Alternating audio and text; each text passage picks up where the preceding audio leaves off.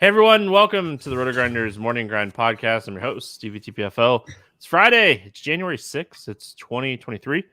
We have an 11-game NBA slate to talk about here on today's podcast. I'm joined by TJ. You got to do last Friday. It's like back-to-back Fridays. You get another big slate here on a Friday. Rocking the Rugrats like hoodie, like one of my favorite shows as a kid. So I'm digging it. So what's happening, TJ? Ready to dive into some NBA with you. I mean, every now and then, if you want to bring me in for a 4-game slate, you're more than welcome to. But happy to hang out with you for the next hour and dive into these 11 games. We got a surprising amount of news for the night before. Yeah, I mean, we'll see how. I still feel like we'll get some news like throughout the day tomorrow, but like Donovan Mitchell being ruled out is kind of big. It was Embiid, right? Embiid's out as well. So Embiid's out as well. I feel like there was yeah, something else. But like I know LeBron already ruled in, whereas he had been out. Yeah. Nice. Bradley Beal already ruled out. So yeah, I mean a lot to discuss. What's up, YouTube? Hope everyone's having a fantastic Thursday night. First Look Podcast, as always appreciate everyone hanging out over there on YouTube. Had someone message me the other day. If you go to RotoGrind or YouTube and just search RotoGrinders Morning Grind, you'll see the podcast. It will show nothing really on home, but if you hit the live tab, that will be where you can see all the podcasts. But because we record live, so I don't tend to put anything up on the home screen because, yeah, it's a First Look Podcast. Watch it live, hang out with us. So again, hope everyone's having a fantastic Thursday. Let's jump into this NBA slate with Portland at Indiana taking on the Pacers. Pacers a 1-point favorite. We got a 231.5 total. Kind of a banger game to get started with here. Like, this is a really solid basketball game. As far as the injuries go in this game on the Pacers side, I mean, Tice is out, but he's been out, so nothing really. But Grant is questionable for Portland. Nurkic is probable. Gary Payton is questionable, and Winslow remains out. Talk to me here. What do you like for Portland? On Portland's, I mean, Indiana is such a good matchup for fantasy that it's kind of, I always want to be playing somebody, the team that's going up against them, and so I don't mind getting to some Lillard, but outside of that, it really just kind of depends for me. I want to know about Jeremy Grant still. Obviously, Nurkic is questionable. We're expecting him to roll out there, but without Little, without Winslow, and without Jeremy Grant, all of a sudden their 3-4 position is looking pretty slim. And it'd maybe give me some interest in somebody like a Josh Hart as well.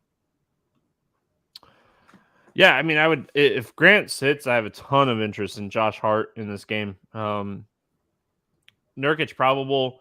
I think, he's someone you could potentially play in this spot. I think Trenton Watford would even be potentially in play as value.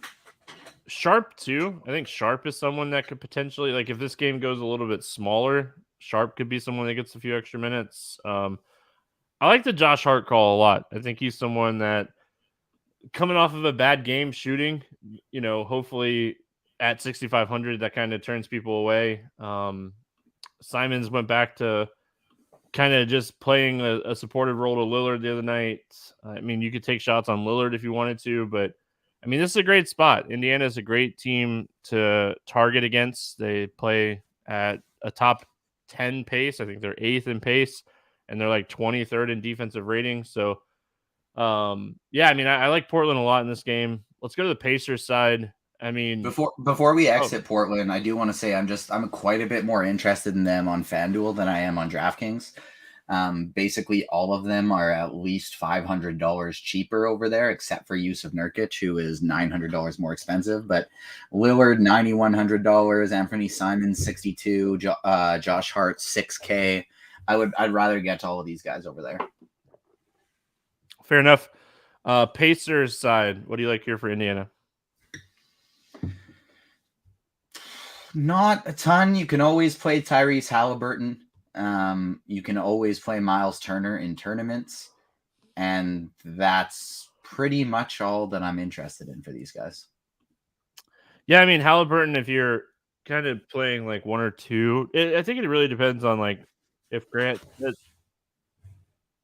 excuse me, if Grant sits, I think that's where Portland becomes way more interesting. So if you're doing that, I think you can take shots on like Halliburton and Turner, Buddy Hield type plays. I mean, we're seeing like random minutes for like Neesmith. We're seeing. I just don't know how you could trust these guys. Numhard, I mean, he played 40 minutes the other night against Philly and did absolutely nothing. So I think if I'm looking at Indiana, I'm looking at Halliburton, Turner, or Hield. Moving on. Chicago at Philadelphia. Yeah. 220. I mean, so there's a 224.5, there's a 227.5, and there's a 228.5 on the board. All the lines have Philadelphia minus 4.5. So, I mean, we'll go with that. On the Chicago side, Ball remains out. Caruso and Green are questionable. And then on the 76er side, we already kind of said it. Joel Embiid out. Talk to me. What do you like here for Chicago? I mean, before we even dive into the DFS side of things, did the books just kind of not realize that Embiid's already been ruled out? Like, if there's lines to bet with Philly favored, even at home there, I kind of like this on the Chicago side. I understand Philly's still a capable team without Joel Embiid, but they don't have a whole lot of depth. And I really like the Chicago side of that one from a betting standpoint. But from a DFS standpoint, Vucevic and Zach LaVine still have very tempting price tags, very capable ceilings with those price tags, low 7Ks for both of them.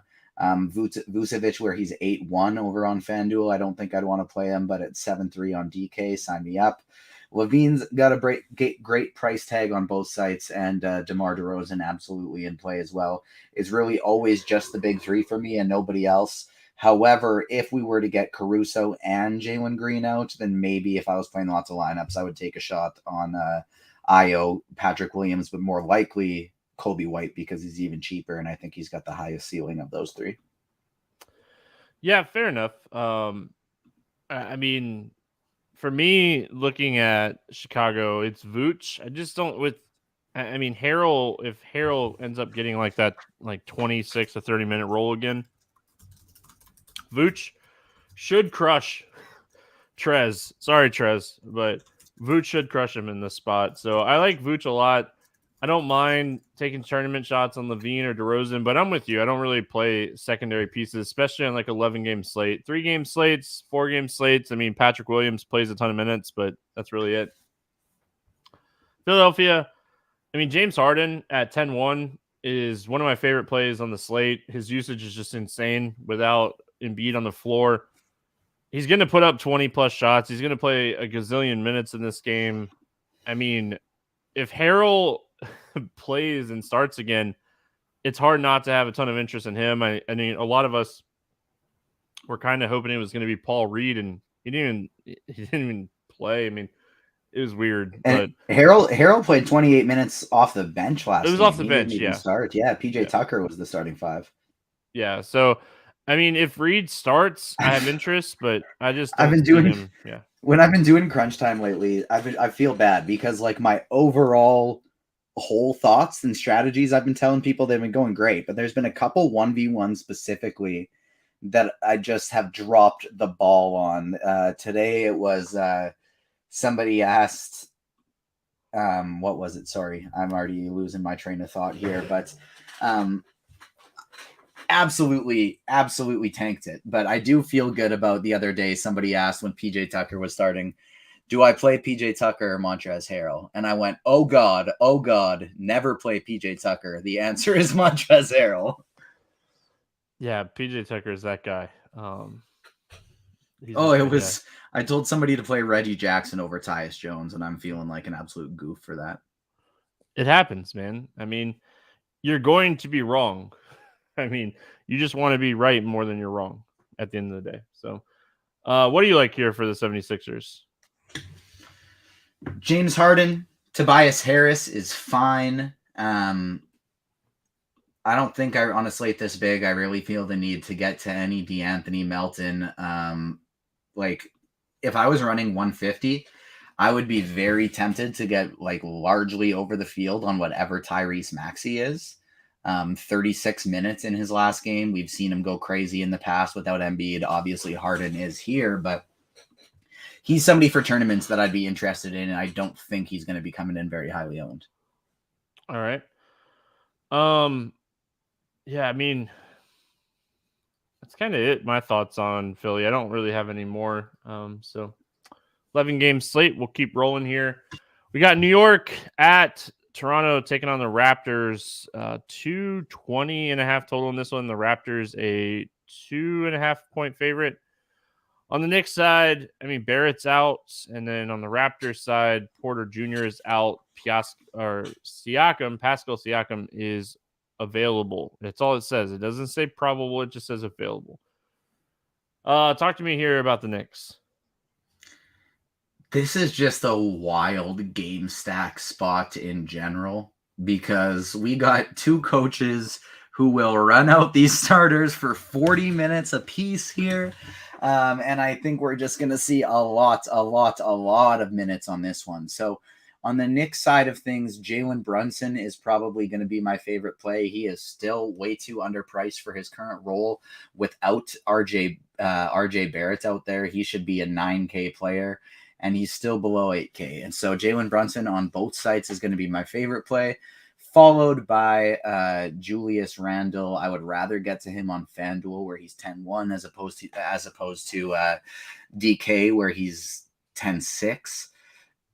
Raptors play a great defensive game. I just worry a little bit about that 10-6 price tag, how high his ceiling is on an 11 game slate here. He's been putting up 60 plus points just like crazy lately. So don't get me wrong. Absolutely play Julius Randle. His price is just starting to catch up to that upside a little bit. Julius Randle is just, I mean, he's on another level right now. He's playing incredible. Double doubles. I worded that so poorly. I want to be clear. I was trying to give a negative as to why I like Brunson better. Yeah, but they're still both great. Yeah, no, I get it. I get what you're saying. Randall has a double-double in 9 of the last 10 games. I mean, he's playing 40 minutes a night and just a guy that absolutely crushes. So I like Randall a lot. I like Brunson. He's 7,900. He's plenty capable of big games, and he came back from missing like what was it, a week or so, and played 39 and 40 minutes. In like that's all you needed to see. 27 shots against the Spurs the other night. Just an incredible spot for Brunson and Randall, really, for the rest of the season for right now with Barrett. Well, until Barrett comes back. Not the rest of the season, but at least until Barrett comes back. And honestly, quickly, too. Like, he's still playing 40-plus minutes right now as well. And his ceiling is not as high with Jalen Brunson in there. But he's still a solid play. He's going to pick up a ton of minutes. Like, those three players, you're looking at 38-plus for all of them. I don't think this is a night where I'd want to take a shot on Quentin Grimes, even though he's another player playing 36, 37, 38 minutes every single night. And Mitch Robinson, you can always take shots on in tournaments because he'll play minutes if he can stay out of foul trouble. But this does feel like a game where we could end up seeing Randall at the 5. And so like Randall and Brunson, I think are top tier plays. Quickly is a strong play, and Grimes and Robinson, especially Robinson, are good GPP flyers. I would like Quickly a lot more if Brunson wasn't back. But, I mean, he's still going to play a bunch of minutes. He's going to be on the floor. At 6,300, I'm probably off of him today. I'm just going to prioritize, taking shots on Randall and Brunson here. On the Toronto side, I mean, Pascal Siakam is really expensive here at 10-2. But, I mean, he put up 76 fantasy points against this team earlier this year, 52 actual points. So the ceiling is there. Any night with Pascal Siakam. I mean, Scotty Barnes has been playing fantastic here recently. It's hard not to have interest in one of Siakam or Barnes. And then I think Fred VanVleet at 7,400 is someone that has shown a little bit of upside here recently. It's just the reason you're stacking this game is just exactly where the minutes are going, and you're going to get 8 guys playing 35 plus minutes in this game. Barnes and Anunoby both have upside. Both are fine. I like Anunoby better than Barnes. I just would rather play Scotty when Van Vliet is out, and I know Scotty's going to be playing the point guard position, but they're both fine. If you want to play a Raptor today, and I think you should because they're in a great spot, play Fred Van Vliet on DraftKings, where he's $7,400 and just $1,000 too cheap. 65 points last game. Like, this guy has a ceiling. Like, he's just a phenomenal play. And then if you want to play Siakam, well, he's $9,600 on FanDuel. Just a phenomenal play over there. Borderline cash game play, and I don't think he's going to get cash game type ownership. So beautiful game stack type scenario. I'm not interested in getting too deep outside the big 3 on both of these teams, but or I guess technically 4, but the starters in both these games are in phenomenal spots. All right, we got Brooklyn at New Orleans taking on the Pelicans. This game currently at a 230.5 total. The Nets a 4.5 point favorite. On the Brooklyn side, I mean, TJ Warren is questionable. On the New Orleans side, Willie Hernan-Gomez is questionable, sprained ankle. Larry Nance is questionable, sore shoulder. Zion and Ingram remain out. Talk to me here about Brooklyn. Kyrie Irving and Kevin Durant are both always phenomenal tournament plays. Nick Claxton is somewhat interesting. Ben Simmons is way too cheap, and maybe he just flips a switch and is back to playing 30 minutes again. Like $5,600 Ben Simmons. You kidding me? So yeah, I'm interested there. And Kyrie is still a little too cheap for me. Don't really want to play Simmons on FanDuel. And Durant's always got that upside. Yeah, I mean, for me on Brooklyn, I agree with you. Ben Simmons is too cheap on DraftKings at $5,600. I don't know if I get to Kyrie today at 87, but I mean, he's been very, very consistent here recently. Over 42 fantasy points in 5 straight games, and like 9 of his last 10. So Kyrie has been consistent. I think that he's definitely in play. You just need him to hit a couple more threes, maybe pick up a couple of more assists. But and especially if Warren is out, I think I'd be including, like, if I was running a lot of lineups, I wouldn't want to be Xing out Royce O'Neal or Seth Curry out of my pool. Not like enough. Royce isn't the best point per minute guy, but he's still playing 35 minutes a night. And then Seth, when he's not on, like when he starts on the second unit, he just comes out and chucks. And like last game, he played 27 minutes and 10x his salary, and that was off the bench. So I think he's an interesting tournament play as well. New Orleans side, I mean, we all kind of were on Najee Marshall the other day. I mean, he's going to be playing a bunch of minutes here with Zion and Ingram out. I don't hate the matchup against Brooklyn. He's one of the top value plays at 5K. CJ McCollum at 8,500. Gosh, you just want him to do more, right? Like he's scoring. He was 5 for 11 from 3 the other night. You need him to get some secondary stats, or he's just not going to pay off 8,500. Yeah, I think CJ's at this price one of the top plays on the slate going up against Brooklyn. This is a close spread. It's in New Orleans. If it's staying close, it's because of CJ McCollum. I would fear maybe a little bit that this game could go small, and this is definitely. You made fun of me for saying this the other week because this is always how it is with JV, but this is another one of those kind of extra. Well, they don't have a center who can match up with him. But Swift's also really quick, and he may not be able to match up with him in a pick and roll. And so JV is either going to be a limited minutes bust or dominate this Brooklyn front court. And so he's a good GPP play. CJ McCollum, I think, is a great cash, and depending on the ownership tournament play. If we continue to see heavy Najee Marshall ownership, and not so heavy Trey Murphy and Herbert Jones ownership, then I will just keep going to Herbert Jones and Trey Murphy over Najee Marshall. But if it's a big slate and they're all kind of close together, then Marshall's a phenomenal play as well. I'm just not really interested in getting to him at the 40-ish% ownership he's been at lately. Yeah, I mean, I definitely want to look at what we're looking at ownership wise. I think Trey Murphy is someone that could be a great pivot. I think Herb Jones is someone that could potentially be a great pivot. He's not going to shoot one time again. So it was such a random line for him the other night to have one shot attempt. I mean, he got fouled a bunch, but yeah, I mean, I have interest in New Orleans. I worry about this game, staying close. I mean, I like Brooklyn minus 4.5 for sure. All right, we got Washington at OKC taking on the Thunder. 231.5 total in this game. The Thunder 1-point favorite in this one. As far as injuries go here on the Thunder side, Holmgren remains out. Poku is out. Robinson Earl remains out. And Jalen Williams is out. Washington side, you mentioned it earlier. Bradley Beal is out. Taj Gibson is questionable. We'll go Washington first. What do you like here for the Wizards? Porzingis, Kuzma, both always in play without Bradley Beal. Monty Morris, somewhat in play as well. Hachimura has been playing some minutes lately, but I don't think we need him on this slate. Gafford's got a ceiling.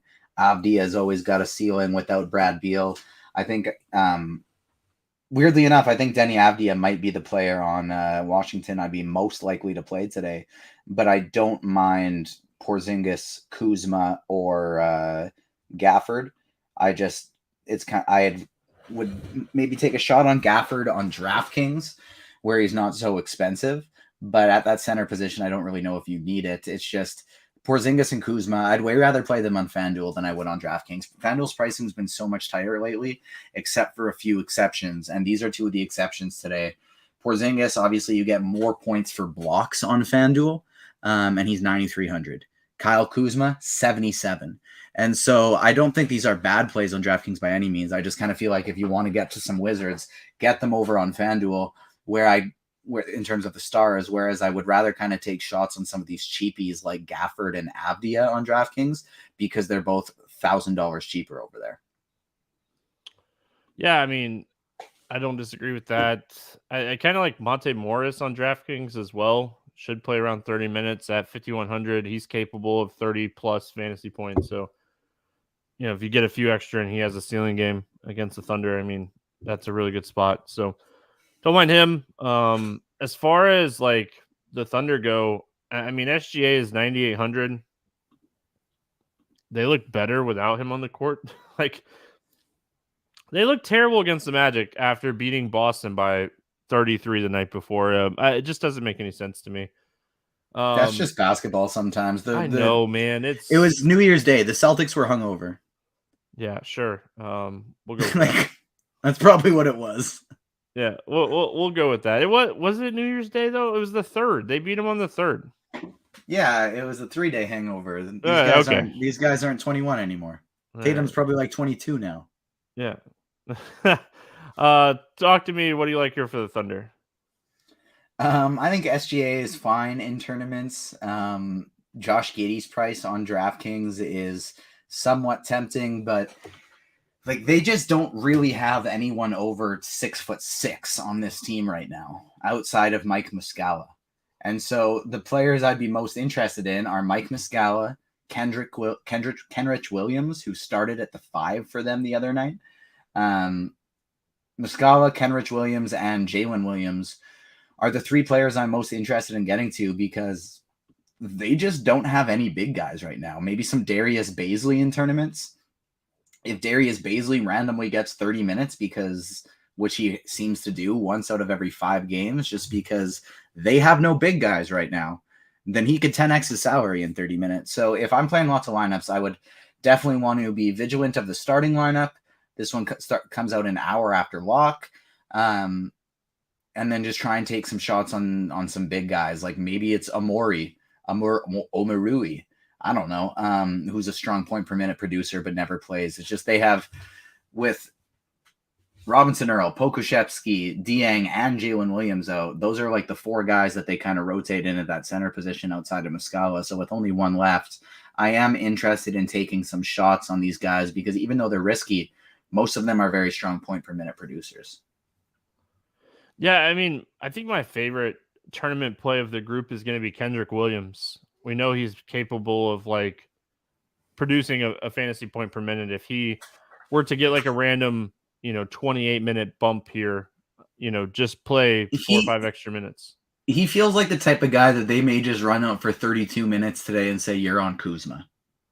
Yeah, which is okay. That's fine with me. Yeah. Like, I just want the minutes at 3,700 on an 11-game slate. I think the production is potentially there. You just need him to stay out of foul trouble, I think, is the biggest thing. So he would be the tournament guy that I'd be looking at to like take tournament shots. I think a lot of people are going to end up on like Jalen Williams, which, I mean, he's 4,900. That's fine. Interestingly enough, Dort is actually probably going to be the one on Kuzma. And so that kind of has me thinking Porzingis, there's like literally nobody on OKC that can match up with Porzingis. Yeah. I mean, play some Porzingis. Charlotte, especially on FanDuel. Charlotte at Milwaukee. 235 total in this game. 233, 234, 235. 3 different lines, 3 different books. Almost all the books have Milwaukee minus 11 in this one, though. On the Charlotte side, Hayward is doubtful. And then on the Milwaukee side, I mean, Chris Middleton's out. Everyone else is probable. Talk to me. What do you like here for Charlotte? Terry Rozier, probably going to be my favorite play for Charlotte. I still like LaMelo Ball, but Terry Rozier, PJ Washington, both of them underpriced for the injury situations that these teams are currently in. So those two are going to be the guys that I'm going to gravitate to the most. LaMelo Ball with some Drew Holiday defense does worry me a little bit. He still has a wildly high ceiling. I'm never going to tell people not to play LaMelo Ball, but Terry Rozier is going to be my favorite play in this one. And then PJ Washington over on DraftKings, where he's 5,400, is going to be my next favorite. And then a Jalen McDaniels at 48 is a fine play as well. Yeah, I like Rozier's price on DraftKings a lot at 6,900. It just seems too cheap for a guy. I mean, he's still producing most nights. Yeah, I like this price a lot for him. Outside of that, I don't really love anything here for Charlotte. I think if you wanted to take like large field tournaments, if you're playing against thousands and thousands of people in a very top heavy tournament and you wanted to take some shots on DSJ, if the game got out of hand, he could be someone they give an extra few minutes to try to get his legs back under him. So large field tournament play only on DSJ. He's only been back because they also games? have Cody Martin back, and he did play 20 minutes in his last game back. That one does worry me a little bit, but like I kind of think all of these starters have super high ceilings, but they also have low floors. They're volatile, but they're all people I'd want to get over the field on in tournaments. PJ Washington, 5x is pretty much his floor at this price. If 4x and not the bare minimum. Mason Plumlee, like. What if he just stays out of foul trouble and they want him to play 34, 35 minutes to clog up the key with Giannis in there? He's had, 3 games over 40 fantasy points in his last 6? I think he's interesting for tournaments, but like Rozier's the one that's going to project the best and I like the best. But don't forget about Plumlee, Washington, and McDaniels on DraftKings, and then maybe none of them on FanDuel.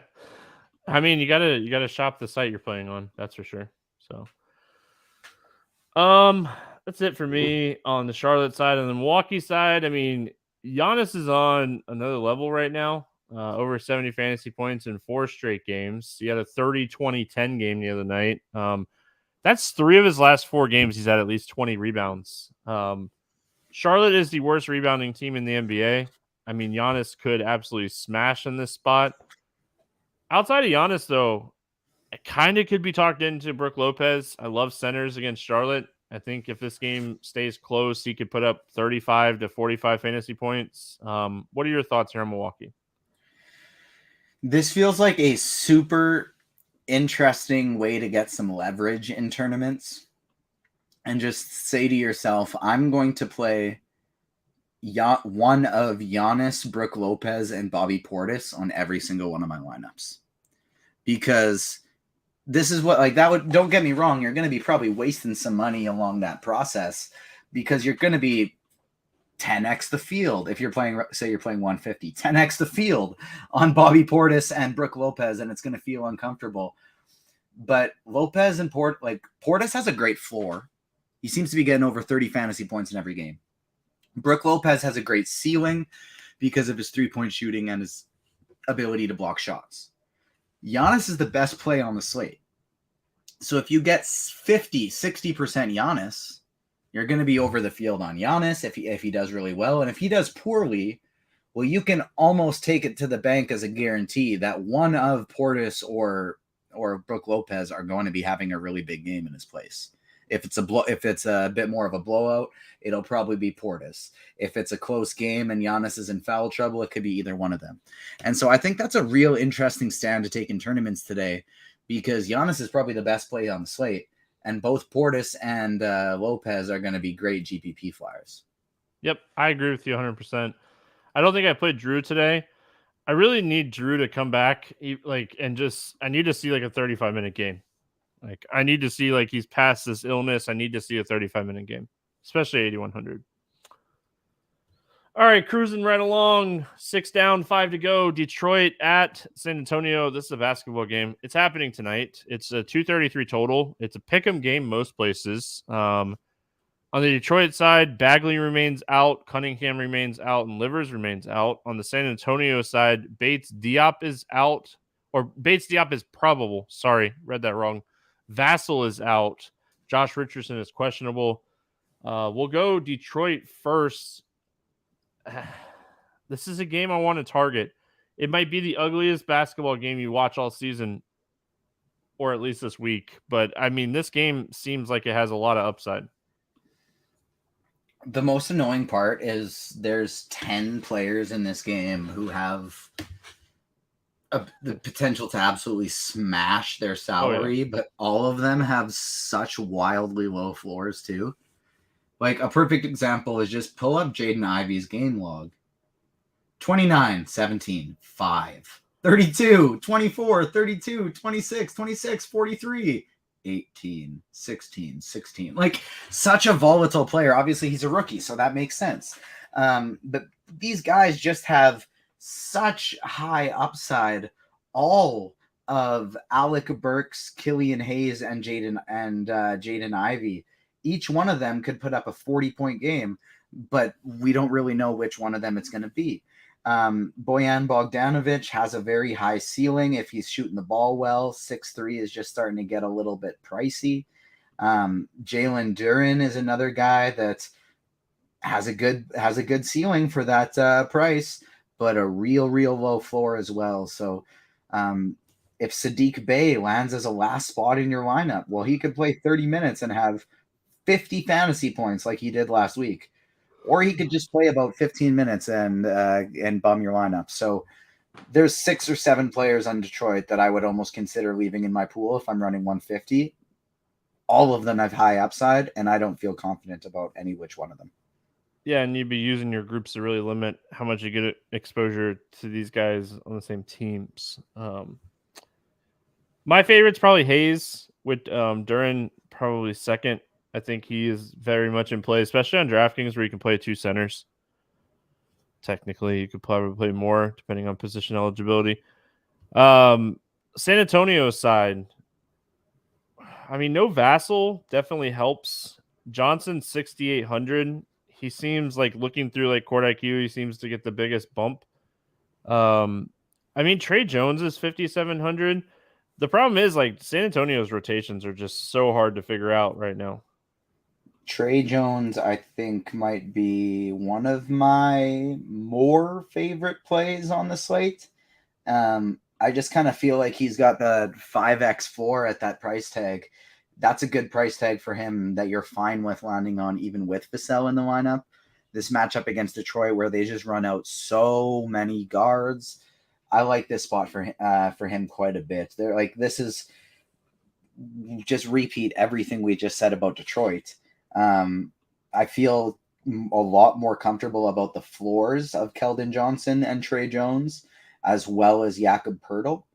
But outside of and all three of those are strong plays. Like Poeltl at 5,800, that's too cheap for him. This entire team on DraftKings is just way cheaper than they should be. They're all priced up on FanDuel, so I don't have as much of interest getting to them there. But Keldon and Jones and Poeltl are all great point per dollar plays. Jeremy Sohan should be fine at that price, but that's another player, super low floor, super high ceiling. He could 10x that salary. He could score 8 fantasy points. And then like if you were to get Josh Richardson out, like Romeo Langford or Miles Branham could have 30 minutes, but I don't think I want to get to either of those guys. I don't think we need to get to either of those guys. Shohan at 46 is someone else I'll be taking some shots on. Yeah, this is just a team. You have to be so very careful with this team. I mean, that's the best way to say it. Both of these teams, like this whole game, there's probably like 2 or 3 really relevant players in this game, but it's like, who are they going to be? This is a beautiful, straightforward slate with certain value pieces, some that are obvious, some less obvious, some clear stands you can take and ways to get different.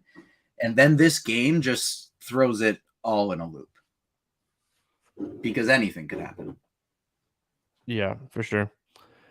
All right, moving on. We got Cleveland at Denver, 227.5 total here. The Nuggets, a 7.5 point favorite with the Mitchell news.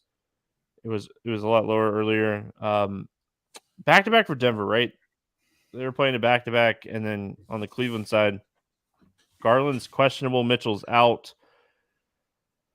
Rubio's out, White and Windler remain out. So I mean, we're really watching this Garland news because I mean, if he's in, love him in this spot. If he's out, LeVert is 5,800 and NATO is 3,400. They just become fantastic plays if we get the news that Garland's going to sit too. Yeah, 100%. LeVert would be my favorite. NATO would be in an absolute smash spot.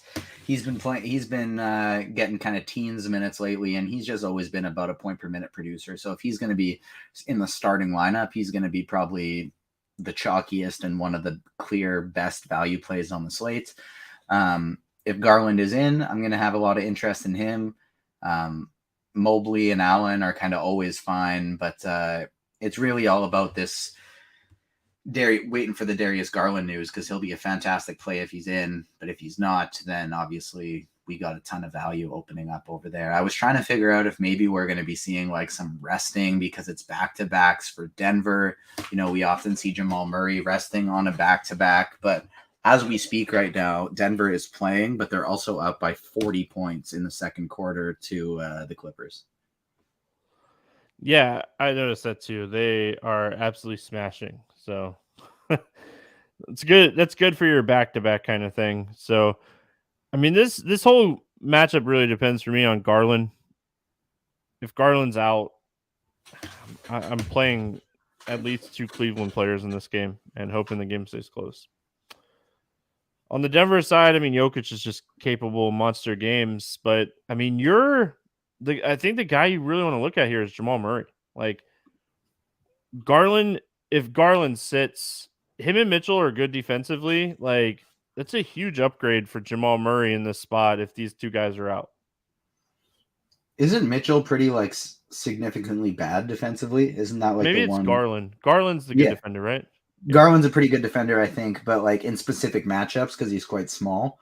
But like it's not like we're really worried about Karis LeVert and Raul Neto locking anybody up.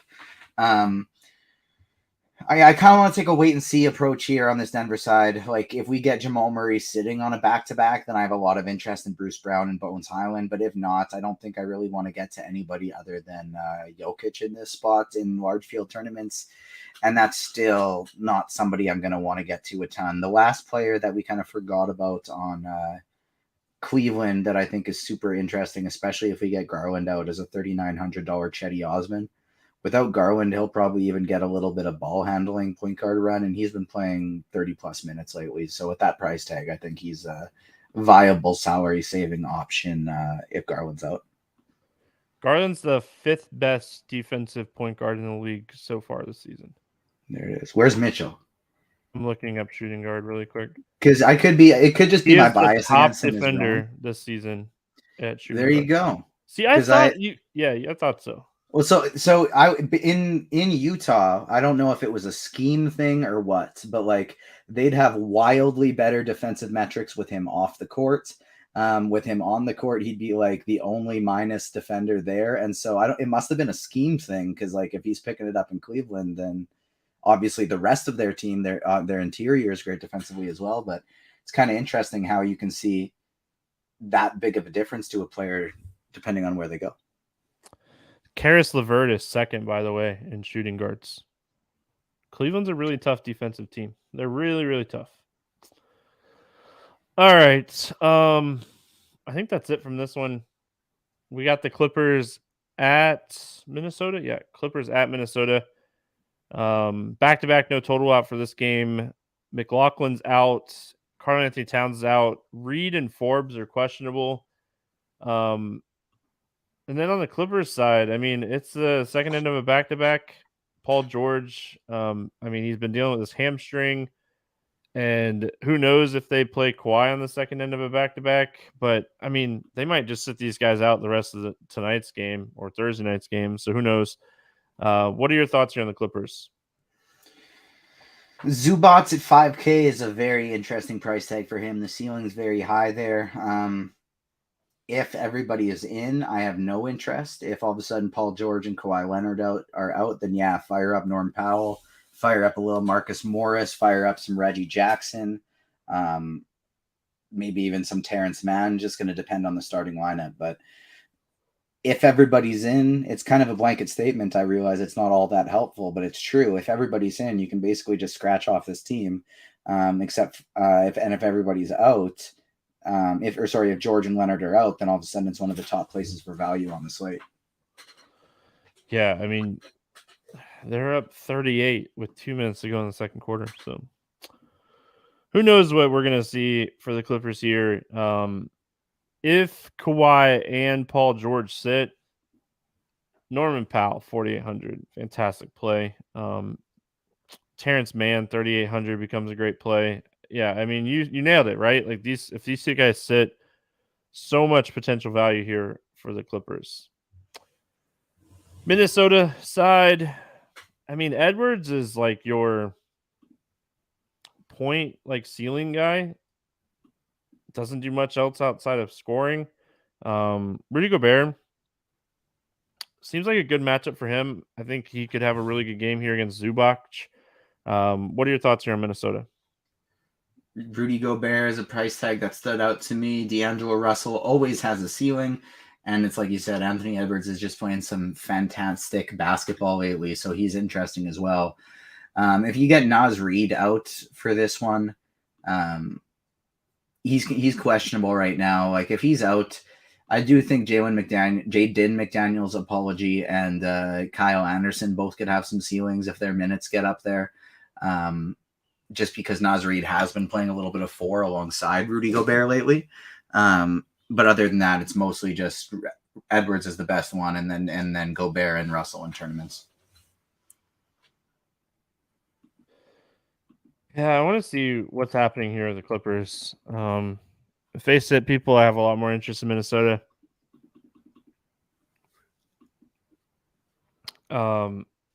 Anderson's cheap.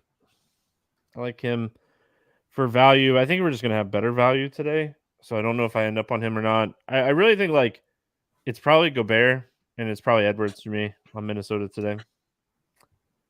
And maybe a cheap piece or two from the Clipper side if everyone sits. But if everyone plays, probably don't have a ton of interest in this one. Miami at Phoenix. This game is currently 216.5 total, lowest total on the slate by a good margin. The Heat, a 1.5 point favorite in this one. On the Miami side, Haslam is questionable. Caleb Martin is questionable. Duncan Robinson's out. Your 7's out. On the Phoenix side, Devin Booker's out. Crowder, Payne, and Johnson out. What do you like here from Miami? I would go to lineup HQ and set myself a rule in the build rule setting that I would play no more than one player from either of these teams. Not the type of game I'd be looking to game stack. At the prices, I think Bam, Adebayo, Harrow, and Kyle Lowry at 5-6 all have tournament ceilings. Each of them could have a good game. I don't think it'll be more than one of them. So I wouldn't want to get crazy exposure to any one of those people. But I do think all of them do have some ceilings. And so a $7,800 Harrow on FanDuel and a $5,600 Lowry on DraftKings would probably be my favorites, but I'm not planning more than one of these guys per team, and I'm still not that interested in it. Yeah, I don't really have a ton of interest in this game. I might just cross this game off and hope that no one really goes bonkers. I mean, the production is going to come through a few guys. So I'm with you, though, like setting a rule for max of one from each of these teams is fine. I mean, Bam at 8,900. I'm not playing Hero on DraftKings. I'm probably not playing Butler on DraftKings. Even like Bam's price, like it's a good spot. It's just, yeah, just I don't know. For me on the Miami side, I don't have a ton of interest, and like even on the Phoenix side, I don't have a ton of interest in this game. I will say Victor Oladipo continues to play 30 minutes a night, and he's still 4,700. I still like that for large field tournaments. But yeah, I mean, even on the I overlooked that one. I don't mind the Oladipo call. He might end up being like my favorite Miami player. Yeah, and like as crazy as it sounds, my favorite play from Phoenix is probably Shamet. So maybe I'm looking at like the value guys here. Ayton, it's a tough matchup. He had those 2 big days. It's 2 big days. I just can't. He's had such a we've seen an extended period of time with him of him just being a terrible fantasy point per minute producer. And so, yes, he's been having some games where he's put up a ton of shots. So I guess the ceiling is there, but it's just the 4,500 salary. I don't think that's for me. It's still a max one, but it's only going to be Paul, Ayton, and Bridges in a pool for me. Yeah, fair enough. I think that's it for me on Phoenix. We'll move on. Atlanta at LA, taking on the Lakers. 234.5 total. Pick 'em game. I mean, some places have Atlanta -1. On the Hawks, Capella's out. On the Lakers, Brown Jr. is questionable. Anthony Davis is out. LeBron is probable. Damian Jones is questionable. Reeves is out. Lonnie Walker is out. And Westbrook is probable. So a couple notable names that we'll talk about here in a second. Going to the Atlanta side, I mean, Trae Young loves going to LA and playing the Lakers. So I think he's a phenomenal tournament play today. Trae Young is a phenomenal tournament play. DeJounte Murray is a fine tournament play. He's finally been playing some better basketball recently. John Collins' price is finally matching up to his production, but I still think he is in play as well. Bogdanovich, in play. Okongwu, in play. And my favorite Hawk today is going to be DeAndre Hunter, playing immediately back high 30s in his first couple games back, and performing very, very well with no Capella on the court. Yeah, I do like that call. You know, he's someone that could really excel in this game and back-to-back 40-minute games. I mean, again, that's all you needed to see. On the Lakers side of this game, I think LeBron is very interesting. I think Schroeder is just going to need to play a bunch of minutes here with Reeves and Walker out. The guy that, like, I mean, if Troy Brown Jr. plays at 3,900, he's going to play a bunch of minutes. But, I mean, LeBron's just going to be a usage monster in this game. So, I mean, maybe you take some large field tournaments on like a Max Christie, but I don't see myself getting there. If we also get Troy Brown Jr. out and just all these wings are gone, I think I would maybe take some shots in a large field tournament on Wenyen Gabriel, somebody we've seen be a strong point per minute producer if he ever does get the minutes. However, I'm mostly just interested in whoever starts for LA. Yeah. I think basically whoever starts is a good play. Yep. Most of the people who soak up minutes but aren't all that strong of fantasy point producers like Walker and Reeves, they're going to be out. So Patrick Beverley is really the only one of those type of guys left. And so outside of Pat Bev, who is still, I think, somewhat fine as a last piece, especially if you're just looking at him as a holdover piece as you wait for some news, anybody who's in the starting lineup as well as Russell Westbrook, I think, is in play for LA. This is going to be because it's the late night hammer, I think maybe not everyone in this game is going to be low owned, but I do think this is going to be a very sneaky game stack to play more than one or two players from.